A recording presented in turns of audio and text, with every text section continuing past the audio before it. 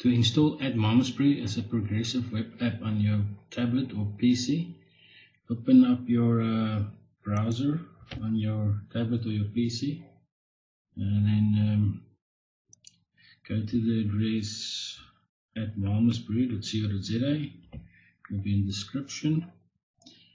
When the page opens up, it will load a bit, and you'll see at the bottom here it says Add Malmesbury to your home screen. You just click on that. It will bring up another page, and you just click on Add. And wait for it to add the shortcut. If it doesn't add it to your home screen, just go and look in your apps drawer and find it there. That's it. If you have closed the notification at the bottom here to add it to your home screen, you can still click on the three dots there on your browser.